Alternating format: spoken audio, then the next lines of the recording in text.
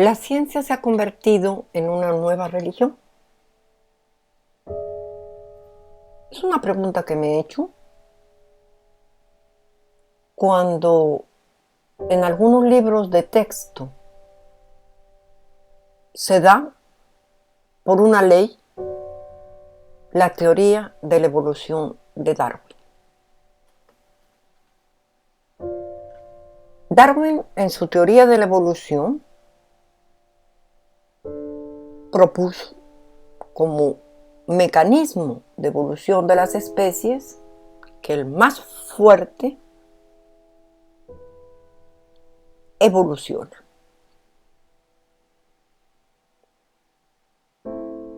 A pesar de que la comunidad científica, que en este momento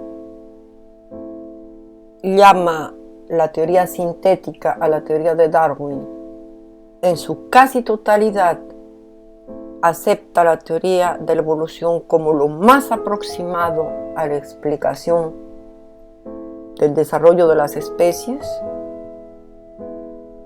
Sin embargo, no existen pruebas concluyentes ni a nivel de paleontología con el hecho de encontrar especies que faltarían dentro de la cadena evolutiva o eslabones perdidos que se le llama, o a nivel bioquímico, que se puede decir sería una rama nueva y que de cierta manera corroboraría ciertas similitudes de ciertas especies, pero que esto se podría atribuir a otro tipo de explicaciones. En general, la teoría de Darwin, desde el punto de vista biológico, tiene muchos aspectos incoherentes. Primero, atribuir a que los más fuertes sobreviven sin definir de antemano qué es el más fuerte dentro de una especie o dentro de las especies cuál es la más fuerte, se presta a confusiones. Esta visión de Darwin se basó en sus observaciones de la sabana africana entre los carnívoros y los herbívoros y las cadenas alimenticias que se daban. Pero, desde el punto de vista de la biología actual, Darwin no tendría respuesta frente a una realidad que se impone. Las bacterias son los seres vivos que han sobrevivido después del momento de la aparición de la vida hasta el día de hoy. Entonces, este criterio del más fuerte no podría aplicarse a las bacterias. Las bacterias hacen parte tanto del suelo, del agua, del aire, de los organismos vivos al interior. Tomemos un ejemplo, los mamíferos, el hombre, poseen en sus intestinos 10 a la potencia 30 millones de bacterias. En el estómago, 30 a la potencia 28 millones de bacterias. Y si sumamos por la cantidad de seres vivos existentes, muy de largo, las bacterias serían la especie más favorecida en el planeta. Esto contradice totalmente la teoría de Darwin. Hay otra situación de carácter biológico que tampoco entra y que contradice fundamentalmente la teoría de Darwin. Muchas especies, para sobrevivir, se reúnen y ejecutan lo que se llama la simbiosis, cooperación entre las especies, dando como origen una nueva especie. Tenemos un ejemplo, los líquenes que encontramos sobre las piedras, en general sobre los árboles. Los líquenes son asociaciones entre un alga verde y un hongo. Cuando colaboran, el alga obtendrá del sol la fotosíntesis, pudiendo formar almidones y nutrientes. Y el hongo va a colonizar el medio y con un sistema de ramificación en general que se llama rizoma, va a extraer del suelo o de la piedra, si está, minerales, iones necesarios para optimizar la vida de la especie.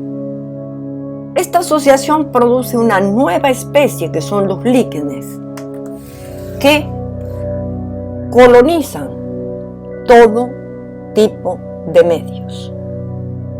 Es más, se encuentran entre las especies más resistentes a pHs ácidos o alcalinos. Tienen la capacidad de sobrevivir en desiertos. Entonces, el concepto del más fuerte en Darwin no contempló la simbiosis. Y esta simbiosis no es exclusiva de los líquenes. Se presentan entre vegetales y hongos. Por ejemplo, existe una especie de hongo que se llama la micorriza, que se asocia a algunas plantas, entre ellas, por ejemplo, los frijoles, y va a transformar el nitrógeno del suelo que la planta no puede utilizar en nitrógeno que es asimilable por la planta. Y la planta a su vez va a darle el alimento necesario en azúcares al hongo que no puede producir. En este caso no hay formación de nueva especie, pero esta cooperación favorece a las dos especies.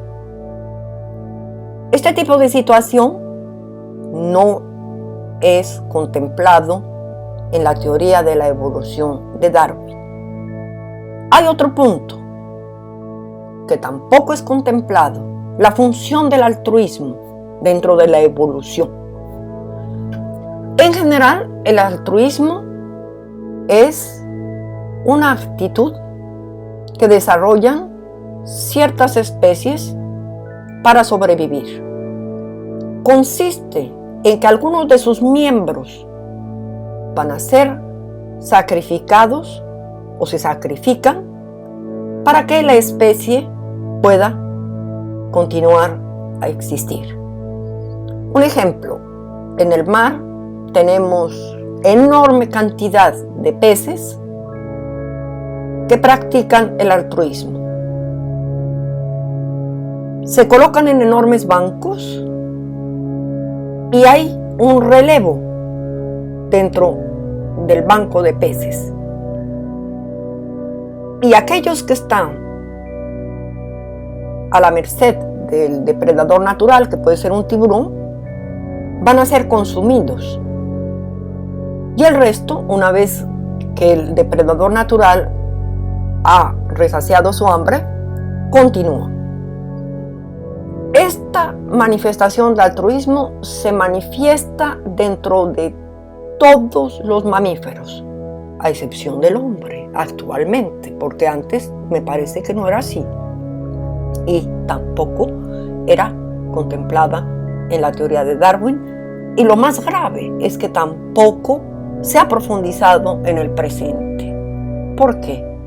Porque estos ejemplos, que no son ejemplos aislados, podrían poner en tela de juicio el edificio conceptual de la teoría de la evolución de las especies,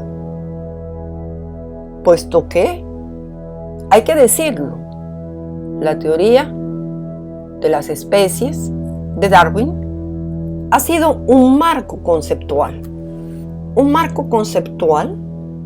que ha servido